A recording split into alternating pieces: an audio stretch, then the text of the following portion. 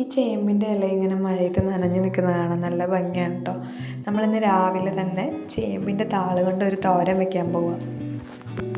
ഞങ്ങളൊക്കെ ചെറുതായിരിക്കുന്ന ടൈമിൽ ഇത് ഒരുപാട് കഴിച്ചിട്ടുണ്ട്. ഇപ്പോൾ അതെന്തോ കഴിക്കാനുള്ളൊരാഗ്രഹം തോന്നിയതുകൊണ്ട് നമ്മളിന്ന് ഇത് ഉണ്ടാക്കാമെന്ന് പറഞ്ഞിട്ട് അത് ഉണ്ടാക്കുന്നതാണ് കേട്ടോ.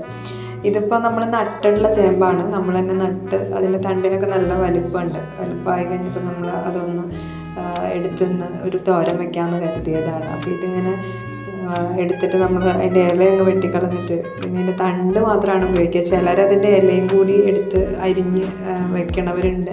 നമ്മളിതിൻ്റെ തണ്ട് മാത്രം ഇട്ടിട്ടാണ് അത് നല്ല അരിഞ്ഞ് കഴുകി വൃത്തിയാക്കി അതിന് ശേഷം നമ്മളത് ചെറുതായിട്ട് നീളത്തിൽ അരിഞ്ഞെടുക്കും. അതിൻ്റെ തോലൊക്കെ ചെറിയതായിട്ട് പൊളിച്ച് കളഞ്ഞിട്ടാണ് നമ്മളത് കഴുകി വൃത്തിയാക്കി എടുക്കുന്നത്. എന്നിട്ട് ഇതുപോലെ നീളത്തിൽ അരിഞ്ഞെടുത്തതിന് ശേഷമാണ് നമ്മളത് പ്രിപ്പയർ ചെയ്യണത്.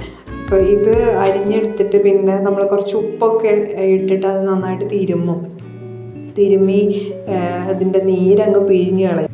നീര് നമ്മൾ നന്നായി പിഴിഞ്ഞ് കളയണം. അതിങ്ങനെ ചൊറിച്ചിലുണ്ടാവാതിരിക്കുന്നത്. ചില ചേമ്പുകൾക്ക് ചൊറിച്ചിലുണ്ടാവും എന്നിങ്ങനെ പറയണ കേൾക്കാം. അപ്പോൾ നമ്മളിതിങ്ങനെ നന്നായിട്ട് ചെറുതായിട്ട് അരിഞ്ഞതിന് ശേഷം അതിൻ്റെ നീര് ഇത് കണ്ടോ ഇതുപോലെ നന്നായിട്ട് പിഴിഞ്ഞ് കളഞ്ഞതിന് ശേഷമാണ് നമ്മളത് എടുക്കുക.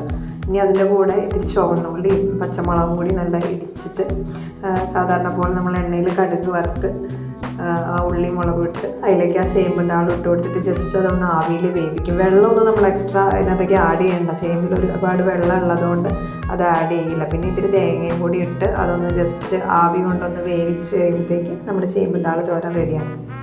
നല്ല ചൂട് ചോറിൻ്റെ കൂടെ ഇത് കഴിക്കാൻ നല്ല ടേസ്റ്റാണ് കേട്ടോ. അപ്പോൾ ഇത് കഴിക്കാത്തവരൊക്കെ ചേമ്പിൻ്റെ തണ്ട് കിട്ടുകയാണെങ്കിൽ മസ്റ്റ് ട്രൈ ചെയ്യുക. വീഡിയോ ഇഷ്ടപ്പെട്ടാൽ ലൈക്ക് ചെയ്യും.